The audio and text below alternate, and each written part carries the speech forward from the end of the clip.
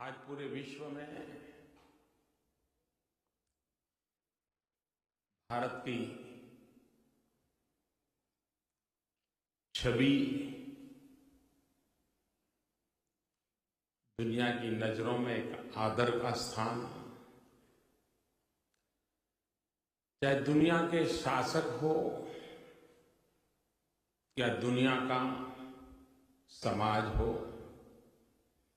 हर किसी का भारत के प्रति आकर्षण बढ़ा है, भारत के प्रति जिज्ञासा बढ़ी है। आप भी यहां अनुभव करते होंगे, आपकी तरफ भी देखने का नजरिया किसी और देश के लोग मिलते होंगे तो बदला हुआ आप जरूर महसूस करते होंगे।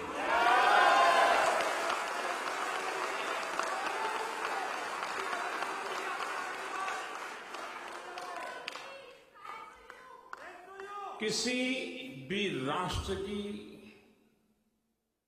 प्रगति का आधार उसके जनमानस के में ऐसी हर छोटी मोटी घटनाएं जब एक विश्वास पैदा करती हैं, सम्मान पैदा करती हैं, तो सैकड़ों शिकायतों के बावजूद भी देश के लिए जीने का, जूझने का मन कर जाता है।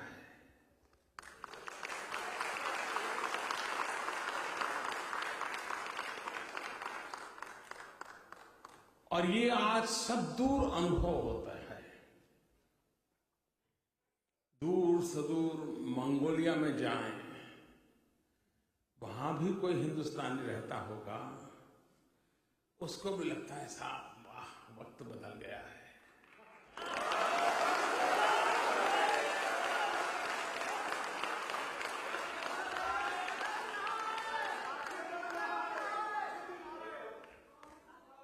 अब आप लोग आवाज दे रहे थे कि thanks to Modi, thanks to Modi. ये मोदी के कारण नहीं है। ये जो बदलाव आया है वो 125 करोड़ हिंदुस्तानियों के कारण आया है।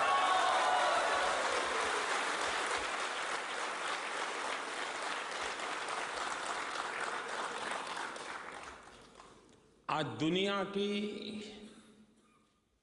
सभी credit rating agencies, world bank हो, आईएमएफ हो, हर कोई एक स्वर से कह रहा है कि हिंदुस्तान विश्व की सबसे तेज गति से आगे बढ़ने वाली इकोनॉमी है।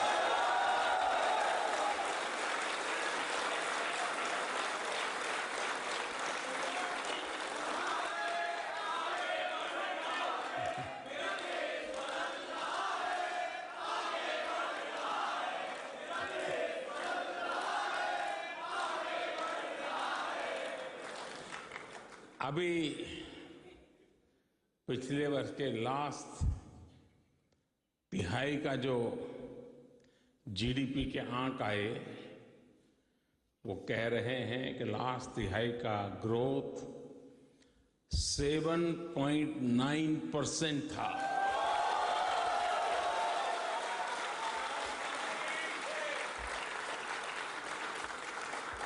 और ये 7.9% भी किस समय था? जबकि देश 2 अकाल के कारण परेशान है।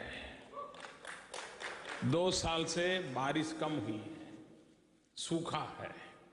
और आप तो यहां पर हिंदुस्तान की चैनल ही देखते हैं,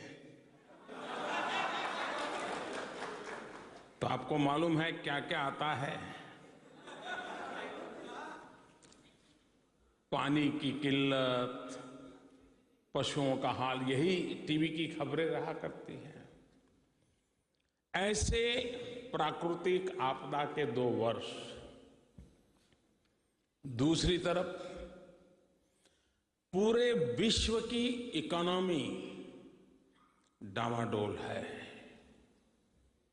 दुनिया के अच्छे से अच्छे देश भी आर्थिक संकट से गुजारा कर रहे हैं। बड़ा ही मंदी का दौर है और इसलिए दुनिया का परचेजिंग पावर भी कम हो गया है। और जब विश्व का परचेजिंग पावर कम हो गया है तो भारत जैसे देश से एक्सपोर्ट भी कम हो जाता है। उसके बावजूद भी ये स्थिति है। 14th फाइनेंस कमीशन में एक समय था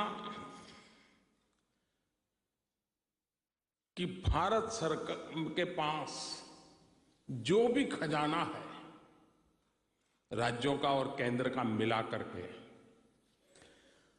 उस खजाने का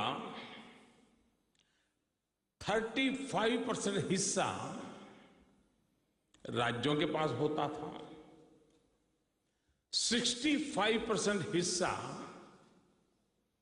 केंद्र के पास होता था। लेकिन 14th फाइनेंस कमीशन के बाद ये उलट गया। अब मेरे नसीब कहो या जो कहो, अब उस खजाने का 65%, 65% हिस्सा राज्यों के पास होता है, सिर्फ 35% भारत सरकार के पास होता है। इसके बावजूद भी 7.9% ग्रोथ अचीव करना, वो इस बात का सबूत है कि देश तेज गति से आगे बढ़ रहा है।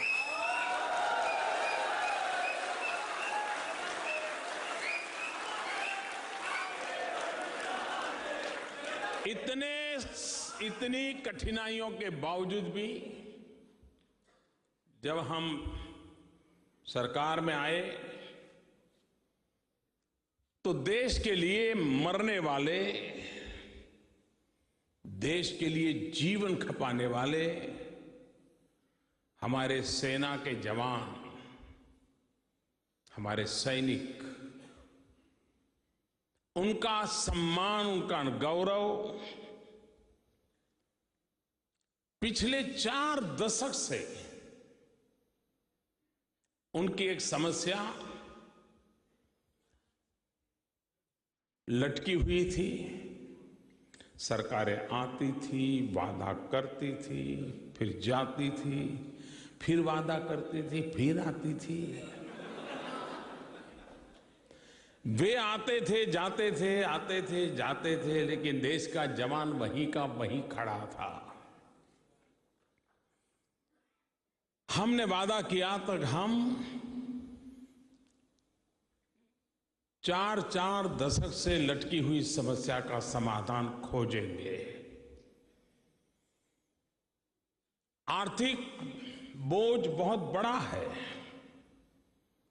लेकिन मातृभूमि के लिए जीने मरने वालों का सम्मान कतई उससे कम नहीं हो सकता।